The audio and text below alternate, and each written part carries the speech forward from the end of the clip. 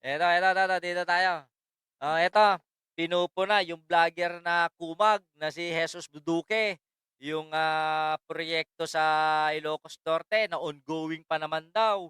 Hindi pa naman dinideclare na tapos. O ibig sabihin may pagkakataon pang ayusin at tapusin. O eto, 8 taong nakatenga, panahon ni Digong.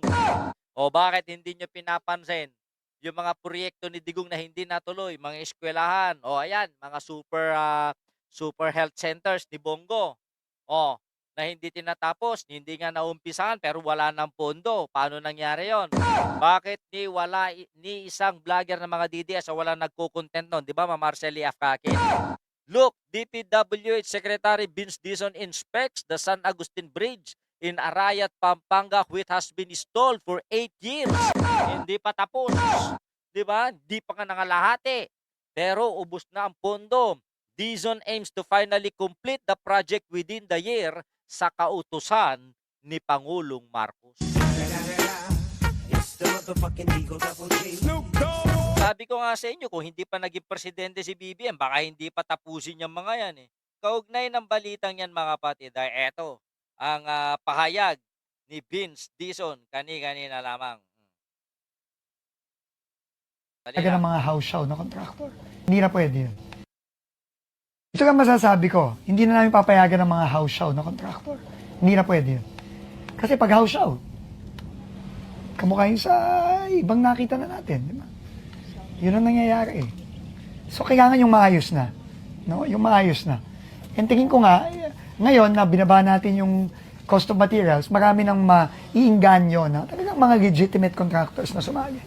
Ang kwento paulit-ulit. Ito yung kwento sa Maharlika, ito yung kwento sa ibang mga project, kagaya ng mga flyover, ito yung kwento sa mga tulay na bitin. Laging tingi-tingi yung pondo.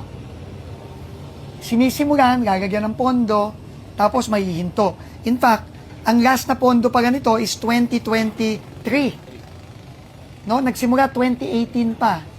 Tapos ang last na pondo 2023. 5 years wala. Can you imagine, no? Bitin, alam na nga na bitin, hindi pa tinatapos, hindi pinopondohan. Yan talaga, yan ang malaking problema sa DPWH itong mga dekada na ang nakalipas.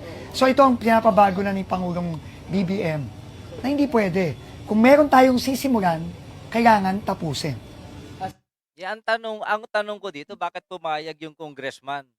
Diyan sa may Pampanga na si Gloria Macapagal Arroyo. Baka man nakinabang.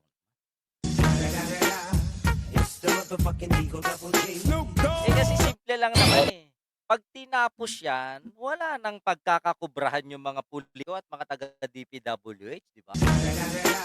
Di ba? Kaya inunti-unti nila, ayaw tapusin para hindi halatado yung kubrahan ng pera.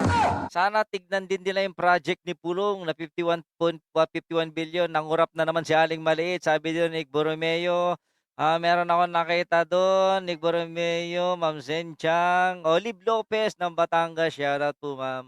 Eto, RC Cubillanes, hindi na pwedeng bumaba ang presidente dahil nag-aagawan na ang mga salot sa bansa na maging presidente, dapat maging prime minister, PBBM, para tuloy-tuloy ang pag-unlad sa bansang Pilipinas, dapat isulong ang ating presidente bilang prime minister.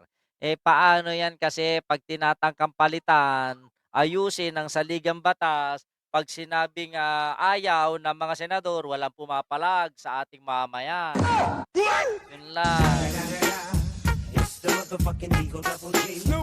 Hindi lang sa Pampanga nangyayari to. Hindi lang sa Pampanga nangyari ito. Inaamin ko, meron din sa Ilocos Norte. Sinasabi ko nga sa inyo, yung balita ko nung kahapon o kaninang umaga. 'Di ba? 2019 na naaprubahan yung project. 2020 sinimulan, budgetan. Hiningi na naman noong 2021 hanggang 2022, nandyan pa rin. Na-stop lang yun nung pagdating ni BBM. Itinuloy noong 2024, 2025 hindi pa natapos, dun na nainis si BBM, nagpaimbestiga na. Nationwide 'yun, 'di ba?